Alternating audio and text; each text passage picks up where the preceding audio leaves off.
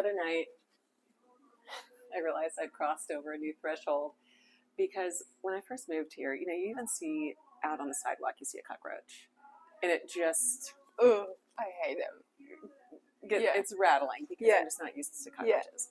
And then there's always going to be the first time where you, see one run across your floor. Oh, yeah. And I can't live here anymore. I'm moving out tomorrow. Yeah. I've been there, done that. And now that I've lived here long enough, I was literally sitting on the couch the other night, and you just see, and I thought, I'm just going to sit here. And I just watched it and stopped, and it kind of looked around for a minute, walks a little. I thought, I'm not freaking out. I'm literally not freaking. I'm just watching it. Oh my God. I did end up getting a tub, doing the whole freak out thing and getting a tub over it. And, okay, I'll never walk around barefoot with the lights off, ever. But they never go into the bedroom. They're always just looking for food or water around the kitchen area. And it just is. The next day, the staff came up, they got the cockroach, and life moves on. Okay, I haven't reached that threshold yet. I would not. It's a journey. But what I realize is, again, if I was watching myself 2 years ago, I'd go, no way. Yes, you do change. You just... And it's not you lower your standards. You just become used to a different way of life. You're in a hot country. There's going to be bugs. There's going to be lizards. There's going to be spiders. There's going to be, I see it similarly as when I was a kid and we'd go camping and maybe we'd get a cabin. You don't really care what the inside of the cabin looks like.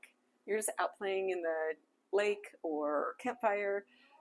You only have the clothes that you brought on that camping trip. So, something gets a little mustard spot on it. Doesn't matter. Yeah. You see some outdoor creatures. Like when we went camping, right? Sitting around campfire. Having fun. Yeah. You leave and you don't go, I was wearing the same clothes. They smell like bonfire. I got mustard on it. I don't like the couch in the cabin. You don't think any of those things. You think, I can't wait to come back because you had such a good experience. Yeah. And you were just so alive and had maybe satisfying conversations and met with beautiful people. And maybe you were doing some water skiing and you're bonfiring with friends and laughing and you're like, oh my gosh, that was great. So it's a similar kind of vibe, I think, where you just don't care about those things and you're just having such a good time. Yeah, they become the positive things become so much more, intense in your experience that you just don't even worry about the bad ones, or they're not as, I think mostly when you're back home or when people are asking, oh my God, you're taking your 2 kids to Asia? Are you crazy? You're going to Nepal? You're going to Nepal with 2 kids? They just couldn't believe it. They thought I was crazy. And I was just what? So, the comparison of going to the same resort or going to the same holiday within the Europe wasn't an option for me. But what I wanted to talk about is something else. I wanted to talk about first of all, you're giving people permission to do it because you're showing them, a lot of people need someone to follow. Yeah. If they say, wait, she just took her kids to Nepal as a single mother working online. If she can do that, I can do. Yeah.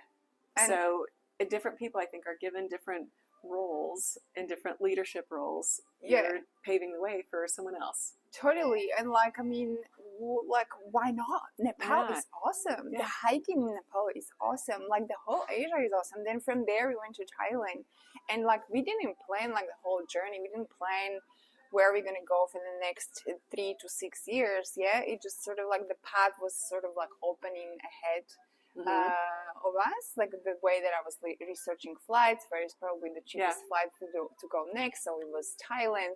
Then after that we went to Cambodia. And you figured out as you go. We figured it out as we went. But where are you going to be in 3 months? Yeah. Oh.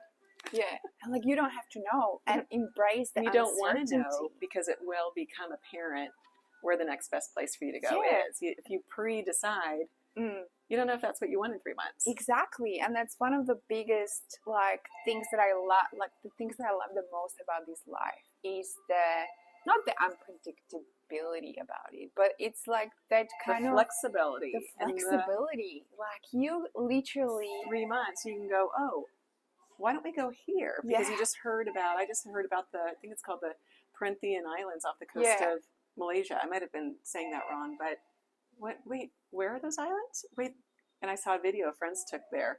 That's off the coast of Malaysia. Wait, what? And then you can just plan your journey as you go, as you hear about places or as you meet people and they're saying, we're going here next. Do you want to go? And you're like, yes. You figure it out as you go. And like one of the things when we started traveling, people were always asking me, what's your plan? Like, where are you going to go next? Like, what's your plan?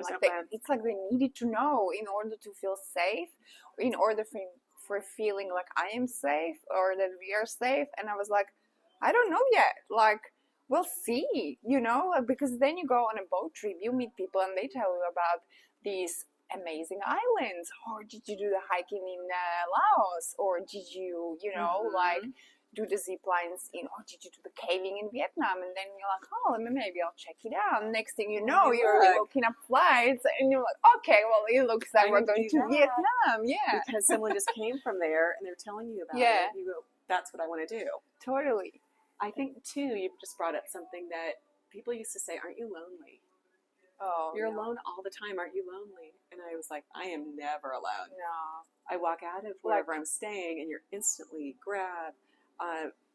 You're with people and you're out and about. And then when you start slow traveling, you make friends. You're just with different people. Yeah, absolutely. Like I'm never lonely because first of all, I like solitude. I like to take my days off from meeting people. Now that I've been in Vietnam for 1.5 years, we also have community of friends. We have, you know, we go to girls' brunches, spa days, we go hiking and camping together. Trips. Yes, flights. Like we do go to ecstatic dance tonight, you know, like we have activities. And people show up usually alone. Yeah, so you go to these workshops alone and you make other friends. And you make connections. Next thing you know, you might be a group of people who go hiking together, or you might catch up with the person and again for a coffee and you become good friends. Yeah. Or you might just have a really good lunch. Like I went to a workshop the other day about human design in Hoi An, and I had the most beautiful spiritual conversation over lunch with people I've never met before. When you allow yourself the time and you go to things that are interesting to you, you connect with the right people. And you're right about going to events alone. What I was thinking when I said that is I left the U.S. alone. Yeah. So I think a lot of people say, well, I don't want to travel alone. I want to travel with a friend. And I would say travel alone. Yeah. Get on the flight. Go to where you want to go because you will meet your people. Yeah.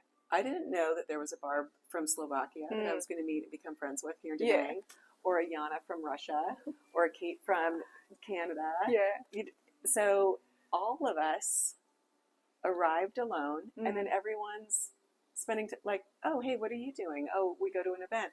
Do you want to get coffee tomorrow? And everyone becomes a group of friends, individual friends.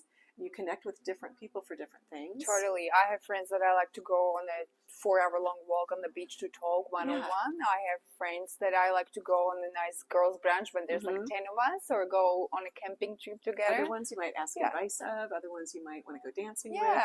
And you just have different energies and connections. But it's, I think, different than when you go to a place like if I were to move states in the U.S. People have their social circles kind of set. Yeah. Their family, you hang out with the their same life, people, their coworkers, their friends group. Where here it's like everybody shows up and it's like, hey. And people are transient. Like they come very and go. Similar to each other. Yes. As far as let's go. We want to go on an adventure. That's so interesting. Yeah, we want to go to that movie, that documentary, the beach walk. I've never tried stand-up paddleboard. Let's go.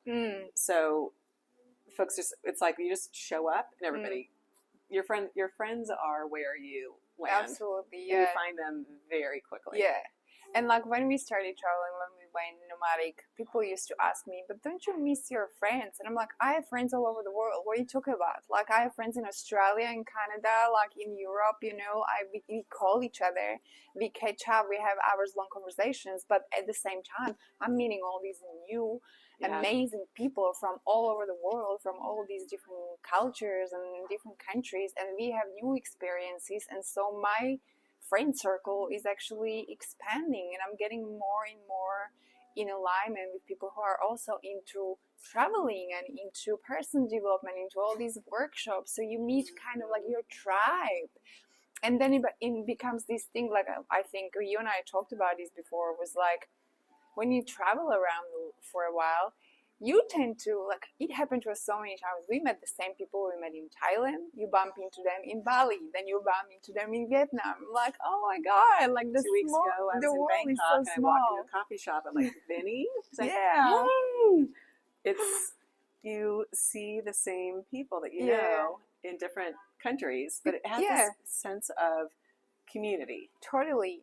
And like we sort of move around in the same spaces, you know. It's always like, you know, like you can meet them at the market, or like in these kind of like expat sort of restaurants and cafes where digital nomads work from on their laptops, you know, or like you go to the yoga class, you go to workshops, and then you literally bump into the same people that you've met in Bali. You bump into them in Thailand, or you bump into them in Vietnam. And what I love about it too is it's every age range. Yeah. I have friends in their early 20s. I have friends in their 70s. Every country, every language, culture, color, everybody's friends with everyone. It's not that I'm friends with people just like myself. And it also starts to kind of put under question for me, like, what is home? What's your, I used to have home. Home is where your heart is. And now I think because I lived in Mexico for 9 months and I had my group of close friends there, I love to go there and I go, you're with your friends. And then even coming back here, after being gone for 6 weeks, it's like, my friends, I walk into my apartment and thought, how odd that I'm in central coastal Vietnam, but it feels like home. Oh, absolutely. That feeling of home, you get in multiple places. It is where I went to, like, elementary school and junior high and high school. It is in California, and it is in many other places. You start to replicate that feeling of home. But not even, for me, it's not even replicate. I feel more connected to Vietnam than I feel to my home village. I find people that I resonate with more here, or in countries that I had really good experience that I lived, like for example Australia, than in my home country.